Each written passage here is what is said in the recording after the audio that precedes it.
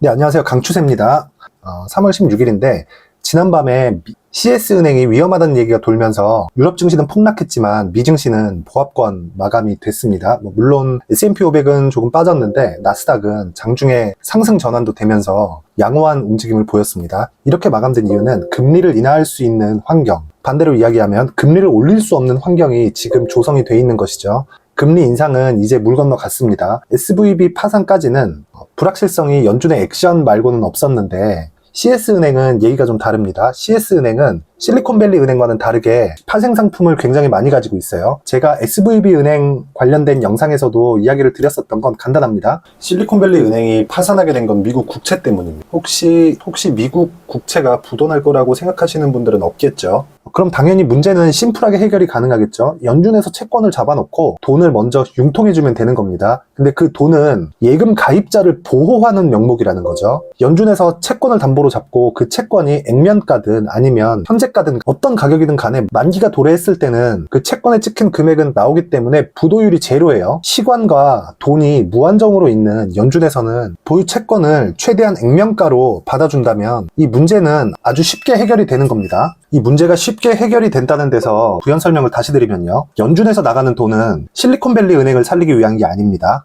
예금자를 보호하기 위한 자금이고 가공자본이 발생하는 게 아니에요. BTFP라는 프로그램을 동원해서 연준에서 채권을 담보로 잡게 되는데 당연히 만기까지 가져가면요. 미국 정부에서 돈을 주겠죠. 그러면 연준은 그 채권을 소각시켜버리면 되는 겁니다. 자, 그런데 CS의 문제는 상황이 조금 달라요. CS는 가공자본이 많이 발생돼 있는 파생상품이 많이 포함되어 있습니다. 터지기 시작하면 전체적으로 크게 터질 수 있는 문제를 가지고 있어요. 그런데 우리한테 중요한 건 CS은행이 터졌을 때 주식시장에 문제가 될 건지 안 될 건지만 파악하면 되는 거죠. 일단 첫 번째, 스위스 중앙은행에서 CS은행을 지원한다고 발표가 됐습니다. 그래도 터질지 안 터질지는 모르죠. 터질지 안 터질지에 대한 예상을 하는 게 아닙니다. 실리콘밸리 은행 건을 가지고 이야기 드렸었던 거랑 똑같아요. 하지만 아직까지는 주식시장을 패닉으로 몰고 갈 수 있는 상황은 아니라는 겁니다. 다시 한번 말씀드리지만 주식시장이 패닉으로 빠지려면 채권까지 같이 던질 수 있는 상황이 돼야 되는데 지금은요.